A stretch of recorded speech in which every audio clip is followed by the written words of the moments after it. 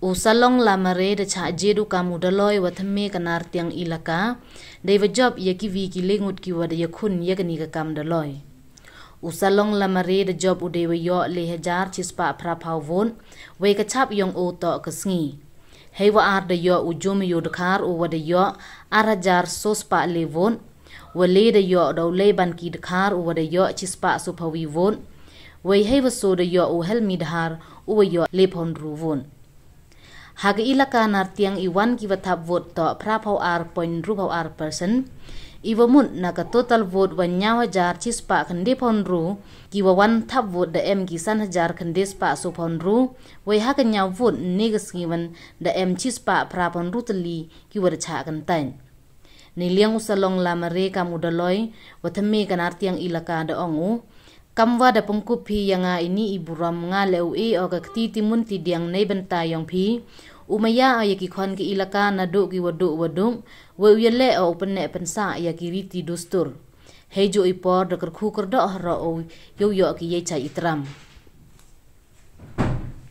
Total number of electors in the Elaka 7,196 numbers. Number of electors who exercise their vote 5,946 numbers. Percentage of voting is 82.63%. Shri Help Midhar, candidate with symbol of down, secured 36 votes. Shri Jomiyu Dakar, candidate with symbol of skill, secured 2,403 votes. Shri Leibanki Dakar, candidate with symbol of ladder, secured 141 votes.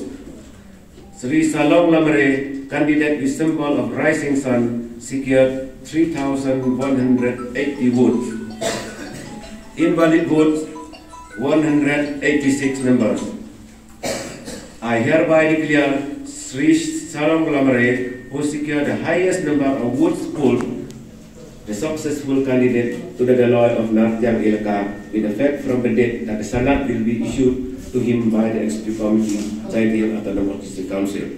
Pergeriat askit kila kawan ku nya ni murom kalau yo e ki kita kita mon kita dia ki moyang ki kamu te hot ba te Elaka kon odok oni kon swat ki kan rangli upai seli ki ba yang te Elaka ba ka muluk ba Elaka peniem penek pensa ya ke te Elaka ni kon geriot man ki uro yo par man ki man khi man kan yo ke dai sai ai nang yo ke hakap pore kuti dia ki pendok biang ya ki kon ki ti yang ki harok yang senang ketau cak muluk ko Elaka ite kenten kaji hoble sibon ci hajar mu